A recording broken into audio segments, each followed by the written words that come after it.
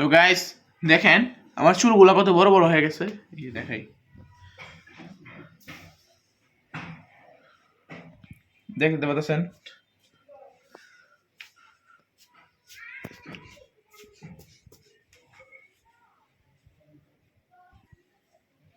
এখন চুলগুলো এত বড় বড় হয়ে গেছে, এই জন্য আমি এখন চুলগুলো কাটতে যেতেছি। চুলগুলো কাটতে এসে আমাকে কেমন লাগে সেটা অবশ্যই দেখা যাবে কেমন লাগে আসলে আমাকে।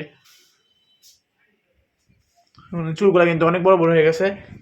তো এখন দেখেন যে আমি ধরেন একটা ছবি তুললাম এভাবে, কিভাবে এভাবে একটা ছবি তুললাম, সেম আইসা গোসল করে আরেকটা ছবি তুলবো, তারপর এই দুটা ছবির পার্থক্য বের করা যাবে। আরেকটা তুলি,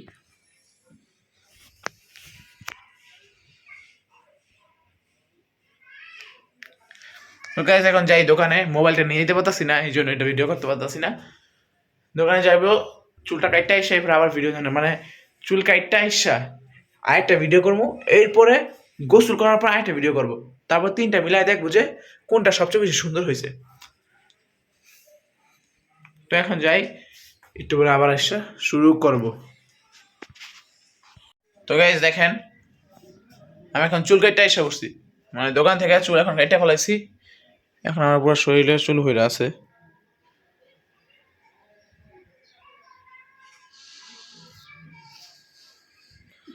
এখন আমি গোসল করবো বাথরুমে।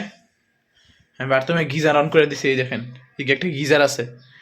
গিজার মানে তো অবশ্যই জানেন পানি গরম করে যেটা। এখন আমি এটা অন করে দিছি, এখন আমি গোসল করতে যাব।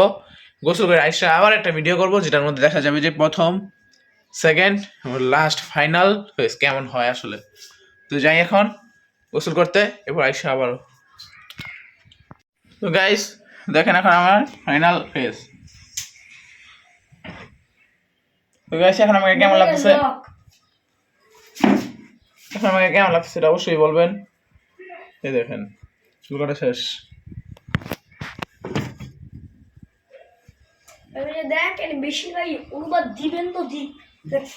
আমাকে এখন কেমন লাগতেছে, সাদা সাদা লাগতেছে।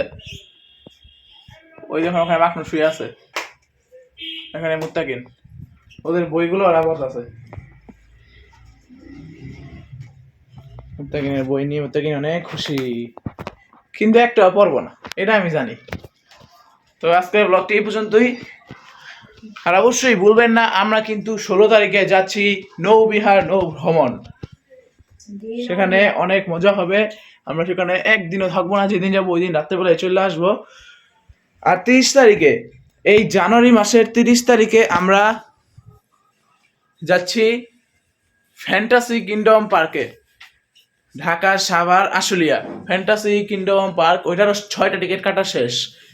ওইটা আমরা আপনার মুত্তাকিনের স্কুল থেকে যাইবো, এই যে আপনার মুত্তাকিন, এই যে আপনার ওদের স্কুল থেকে যাইবো। আর আমরা যাচ্ছি সেখানে 30 তারিখে। এর মাঝখানে এই 16 তারিখ 17 তারিখ হয়তো 20-25 তারিখ অথবা 22-23 তারিখ পর্যন্ত আমি ভিডিওগুলো আপলোড করতে পারবো। মানে বলতে চাচ্ছি ভিডিওগুলোয় আমি থাকবো। আর এরপরে কয়েকদিন আমি থাকবো না, কারণ এরপরে বাবা আমার মোবাইলটা নিয়ে চলে যাবো, যে সময় বাবা চলে যাবো।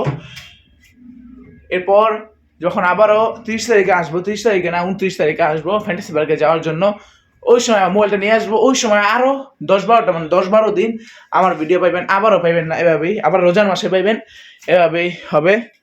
তো আজকের ব্লগটি এ পর্যন্তই। অবশ্যই কালকে আমাদের সাথে থাকবেন। আসসালামু আলাইকুম, বাই।